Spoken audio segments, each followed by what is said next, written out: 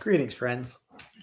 My dog has to come in and say hello as soon as he hears me talking. Say hello. So, lay down. Come on, lay down.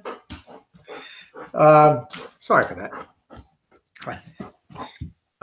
This week, all three of our classes at our center in Frenchtown are on the Five Hindrances, and today's Dhamma talk is on the Five Hindrances.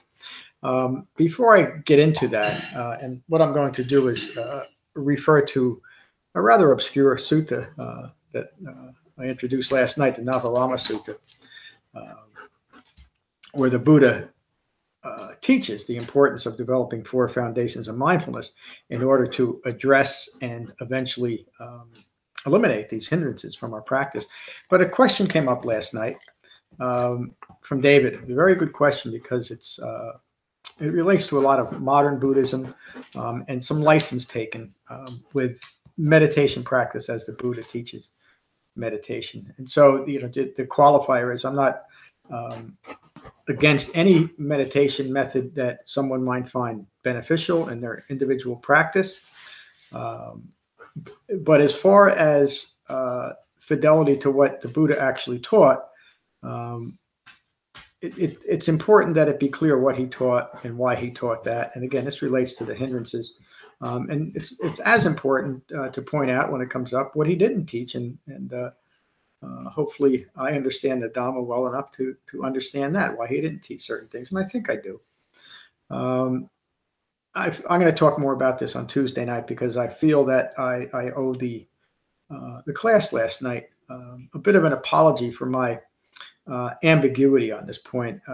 Within the rooms of the center, I decided a long time ago that if I was going to teach the Dhamma, I was going to teach only what I knew that the Buddha taught and only what I knew to be effective. And to within that setting, within our center or one-on-one with a student, I do not want to add to the further confusion that's prevalent in modern Buddhism by teaching or tacitly approving things that I honestly don't believe are helpful. And so my apologies to David, who brought it up, and then to the group as a whole for given tacit approval. I think what I said was that if someone finds that helpful, the issue that David brought up was if you're having difficulty or I'm taking what he said probably out of context, or maybe in your beginning stages of meditation, is it okay to use counting to initially begin to settle your mind? And my response was that if a meditator finds that helpful, that's fine in the beginning stages of meditation. As the discussion went around the room, it became clear that how easy it is to simply substitute that at any point in a meditation practice, even 10, 15, 20 years into practice. And that points out the problem that even that long into a meditation practice, one might be relying on a method such as counting, whatever it might be, which is and even in the explanation, it became clear that it's a very subtle way and very hard to detect, a very subtle way to continue the hindrances that the Buddha teaches should be addressed directly and recognized directly. So again, I'm going to talk a little bit more about this Tuesday night, but just because it came up last night, I'd like to address it here. But briefly, what substituting any other method, and certainly counting is something that the Buddha never taught in any of his teachings on meditation. Instead of relying on the simple and pure breath in our body, when we substitute anything for that, including counting, we're using counting to avoid the resistance to meditation that is present. And that resistance is reflected in these five hindrances.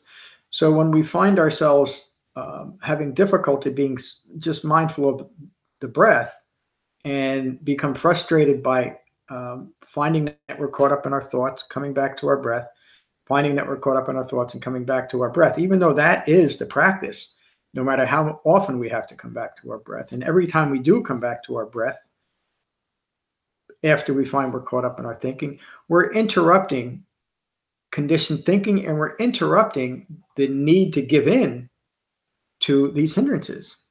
So then the counting itself, even though it initially distracts one away from their ongoing thought process, it's simply substituting another directed thought process away from hindrances. And in that way, it's avoiding the simple but important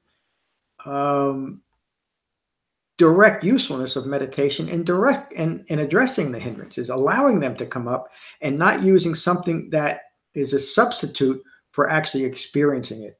So to a beginning meditator, and even a meditator who might have many, many years, who has now established using counting as a method of their meditation, when you do that, when you feel like you're just having a difficulty meditating, rather than just staying with the difficulty and understanding where it's coming from, and hopefully I'll get to it, the hindrances, in just a few minutes, you're now substituting the counting. And so for many people, that initial count, however the method is, counting up to 10 or up to 100 or counting in reverse, it really doesn't matter. It's taught in many different ways. As soon as you start doing that, you're avoiding what's underlying the agitation that's giving rise to the need for further distraction in the first place. I hope that makes sense. So that's why I don't teach any method like that. I know it's probably one of the most widespread initial teachings on how to meditate. It's often just kind of thrown out there that this is how you meditate. Count up to 10, count up to 50, count any set of numbers, count it in reverse. And it's often taught directly as a substitute for breath meditation. In other words, when you lose the count, you come back to the counting. And so in that way, the breath is now the substitute for the simple and dispassionate mindfulness of the breath to deepen concentration and cease avoiding these fundamental, the fundamental problems of the five hindrances. So again, I apologize to David directly. You may be listening, David. I know sometimes you maybe almost every Wednesday. I'm fortunate to have you listening. So I apologize to you directly for being so ambiguous, and to the group. And again, I'll talk about this, but I did make it clear later on that there's a reason why I don't teach counting at any stage of meditation. I firmly believe that, and again, I've never found any other reference to meditation save what the Buddha taught and what I teach. I never found any usefulness to substitute any other meditation practice for engaging with shamatha vipassana meditation within the proper framework. And it is that framework that deepens our practice, not substituting something for this simple and direct method of breath meditation. And that, now I'll get to the Nivarana Sutta. And in the sutta, the Buddha directly addresses how to deal with these. And again, he had 45 years of teaching. And during that teaching career, the question of the difficulties arising in meditation always came up. I mean, it's a central tenet of the Buddha's Dhamma. And you would think that if he felt that there was another method that should be substituted for the one he initially taught, he certainly would have said so. He would have, he would have taught counting or visualization or chanting or rituals prior to meditation or during meditation or after meditation. He never taught anything. He taught a very clean and direct meditation method within the rest of the framework of the Eightfold Path. And he taught that for to develop wisdom of Four Noble Truths where there was once ignorance of Four Noble Truths, and hence ongoing conceit or eye-making directly related to a misunderstanding of dependent origination and really what the Buddha taught on meditation. Let me touch on I'm going to read the Nivarana Sutta and then comment on it. The Buddha says, there are these five hindrances to be mindful of. In order to abandon these five hindrances, one should develop, I'm sorry, I started one page too late. Getting to the beginning of the sutta. Friends, there are these 5 hindrances. Sensual desire is a hindrance. Ill will is a hindrance. Laziness, indifference, and drowsiness is a hindrance. Restlessness and anxiety is a hindrance. Doubt, uncertainty, and skepticism of the Dhamma is a hindrance. And I talk much more in depth about how other traditions address different aspects. Some traditions teach to actually embrace doubt rather than recognize and abandon it. But getting to specifically what I just talked about, the substituting counting or some other method, that relates directly to that third hindrance of laziness or indifference to the Dhamma. It's often translated as sloth or torpor, but sloth is laziness. Laziness, a lack of motivation to do something. And torpor is just that, an ambiguity or an outright indifference to what the Buddha actually taught. And when we're holding, and notice that the Buddha taught this 2,600 years ago, understanding this, when we are indifferent to what the Buddha taught, it's very, very easy to substitute anything. And so even though we call it meditation, and it has no resemblance to what the Buddha taught in method or in ultimate usefulness, because it falls under that umbrella of meditation or maybe mindfulness practice, and because some people that we associate with are probably doing it, or we read it on the internet, that gives it credence, and it gives it it's easy for us to accept it then and say, well, this is reasonable. Everybody's doing it, and it seems to help. I don't have to struggle with what's occurring in my mind. I can just count and count and count and count, and there's my meditation. Now, of course, when we're doing that, when we're distracting our mind away from what's occurring, which is what breath meditation, the Four Foundations of Mindfulness does, there's no opportunity for gaining true insight into the 3 marks of existence. So to bear that in mind, all of these hindrances come into play, but whenever we find ourselves needing to substitute another meditation method, you can trace that back to one, if not all of these hindrances. The Buddha continues, these are the 5 hindrances to be mindful of. In order to abandon these 5 hindrances, one should develop the 4 foundations of mindfulness. So this primary teaching, the 4 foundations of mindfulness, the Satipatthana Sutta, and its corollary sutta, the Anapanasati Sutta, the Breath Awareness Sutta, speaks directly to what to do when we're caught up in our meditation methods or meditation practice, and also off our cushions. We're to develop the 4 foundations of mindfulness. And again, that's one of the most wildly misapplied and misunderstood teachings, which is really unfortunate because it's so fundamental to understand the 4 foundations of mindfulness in the context of dependent origination and 4 noble truths, including the Eightfold Path, in order to apply it properly. When it's taken out of context, any sutta, and there's this need for engaging in the Dhamma for continued distraction rather than deepening concentration and developing understanding, then it becomes reasonable and acceptable to accommodate these incredibly direct and carefully presented teachings, to accommodate them or embellish them in some other way that is more acceptable to a self-referential ego self, which is exactly the problem. So anytime we do that, anytime we substitute anything that is outside of what the Buddha taught, it's an attempt to continue, and it's often a very skillfully unskillful attempt, meaning it seems reasonable to a conditioned mind to attempt to do these things, to maintain a so-called Dhamma practice when all that we're doing is substituting our own methods or methods that have been developed by people that really have no understanding of what the Buddha taught. And again, all those things are fine for people to do. If you want to develop the understanding of a Buddha through what he taught, it would make sense to practice what he taught, and to understand that the Buddha was very clear and direct in how to practice, and he never allowed for other things. And I talked about a little bit about this last night. Usually the justification for bringing other practices and calling it Buddhism is the Kalama Sutta. And please refer to my articles on that, and maybe the article on modern Buddhism on my website, because it shows that great license have been taken with that, another very important sutta. I should say that it seems pretty dark in here in my new sunroom. So hopefully you can see me, and that's not too distracting. In order to abandon these 5 hindrances, one should develop the 4 foundations of mindfulness.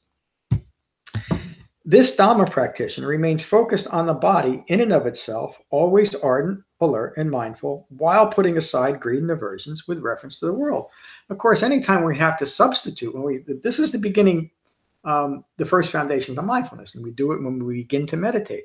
We become mindful of our breath in the body. That begins the process of uniting the mind and the body, rather than be distracted by the self-referential ego self, which is always whose focus is, it's often missed, but it's directed outside of itself. Any objectified thought, which is what a self-referential thought is, even though it's occurring in our mind, is focused on the object. Even if it's an object of our own thinking, it's still an objectified view of our thinking. And that's why there's no useful way of addressing it, because it's not based in reality. It's not based on a direct experience of what's occurring in our mind. We've now substituted something else so that we can avoid that. Remaining focused on the body in and of itself, always ardent, alert, and mindful, while putting aside greed and aversion. Well, it's an aspect of greed and aversion to substitute anything than what an awakened human being taught. And the sad result of that, and I truly mean that in a heartfelt way, because I see so many people struggle for years and years and years with meditation, and it's solely because they keep substituting one different method after another, and it's given tacit approval by the label of modern Buddhism, and people saying, well, this is something that has developed over the years and it's reasonable, it's many people do it, so it's useful, or it's just a more modern practice than what an archaic Buddha taught. Well, again, the Four Noble Truths have shown this to stand the test of time. They're called noble truths, to use that word, because they're always applicable. There's the conditions of ignorance giving rise to clinging, craving, and ongoing deluded thinking are the same today as they were 2,600 years ago. It seems like the world is in much more turmoil, and I would say that it probably is, but even more so to keep to a Dhamma practice that is focused on what an awakened human being actually taught, rather than what people have found as a substitute due to their own indifference to what the Buddha taught. This Dhamma practitioner remains focused on feelings in and of themselves, always ardent, alert, and mindful, while putting aside greed and aversion with reference to the world. The same thing, but now the Buddha is teaching that second foundation of mindfulness, to be mindful of feelings arising and passing away, learning the impermanence of feelings, and to learn to be dispassionate and impersonal about our feelings. We're so attached to it, and that's the primary problem of I-making, is reacting to feelings such as, I can't quiet my mind, let me substitute counting or visualization, etc.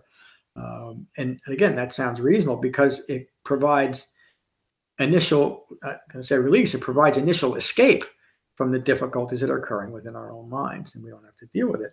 So the second foundation of mindfulness is simply to be mindful of feelings arising and passing away, and be ardent, alert, and mindful of those feelings in respect to greed and aversion with reference to the world, which simply means to notice where the distraction is taking your mind and come back to the sensation of breathing, come back to that first foundation of mindfulness. The Buddha continues, this Dhamma practitioner remains focused on the mind, meaning mundane ongoing consciousness, that consciousness that is rooted in ignorance of Four Noble Truths, and so can only produce more ignorant views from that initial ignorance. In and of itself, always ardent, alert, and mindful, while putting aside greed and distress in reference to the world. So again, the same instruction on when we find that we're caught up in our thinking again, when we're reacting to our thoughts, or maybe even distracted by a pleasant thought, or using thoughts such as counting or visualizations as a substitute. The Buddha is teaching very clearly to recognize his words would often be, recognize the danger in even the slightest transgression away from the Dhamma. And here the Buddha is teaching a very specific, clear way of bringing to cessation all of that confusion and deluded thinking. But it has to be applied in a directed and skillful way. Breath meditation, shamatha vipassana meditation, not just that. And again, there's 2 articles. If whoever's listening wants to get into these 2 suttas further, they're listed on the website on the drop-down menu, the Satipatthana Sutta, and right next to that, the Anapanasati Sutta. I think it was Andrew that was asking last night for where to find those. And those are so important to understand. We went through a series of I think 7 or 8 classes each on those, and there's recordings on those 2 primarily important suttas. The Buddha continues, this Dhamma practitioner remains focused on the present quality of mind in and of itself, always ardent, alert, and mindful while putting aside greed and aversion with reference to the world. Same instruction, but now the Buddha's pointing out the ongoing issue of reacting to whatever's present quality of mind is. In other words, if we find ourselves agitated, well, I don't want that, I've reacted to it, and it becomes unacceptable, or I'm sad, or I'm fearful, or whatever it is. And rather than simply come back to the first foundation of mindfulness, when we find that the present quality of our mind is unacceptable to us, to come back to bring the body and the mind back together again by focusing on the breath in the body that unites the mind and the body, and then realize that present, and by going through the process of recognizing the impermanence of feelings arising and passing away and thoughts arising and passing away, we can then take that understanding to the present quality of mind and understand that even the present quality of mind arises and passes away. To not take it personally, and to not insist that it be anything different than what's occurring, because it can't be. It can't be. The present quality of mind is a direct reflection of what you are holding in mind. And this is the essence of mindfulness. And so the Buddha teaches the 4 foundations of mindfulness to be mindful of. And again, as you read both of those suttas that I mentioned, he concludes both of those suttas with saying, ultimately, one must be mindful, must hold in mind the 4 noble truths. And one must hold in mind as a practice, as an integrated holistic practice, the entire Eightfold Path as taught and as presented. The Buddha continues, to abandon these 5 hindrances, one should develop these 4 foundations of mindfulness. And that's the end of the sutta. Again, the concise nature of how the Buddha taught, I've read a good deal. I should probably put a number on it one day, think about it. A good deal of the suttas. And one of the most striking aspects of the Buddha's Dhamma, when you read it correctly, is even though there's an awful lot of words, and some of the suttas are very long, the incredible economy of words that the Buddha used. He never, even through the translations, this comes through too, he never used anything, any ambiguous word, anything that didn't have direct meaning to what the subject matter was at hand. And he taught an incredibly concise, direct, and highly effective method of freeing ourselves of all confusion, all deluded thinking, and the resulting ongoing unsatisfactory experiences that follow. And the only charge that he ever gave was to treat his Dhamma with fidelity, to be faithful to it. There's a word that doesn't really apply often in Buddhism, because we don't take anything on faith. But if we're going to develop the Dhamma as the Buddha taught, we must experience it directly, ehipassiko.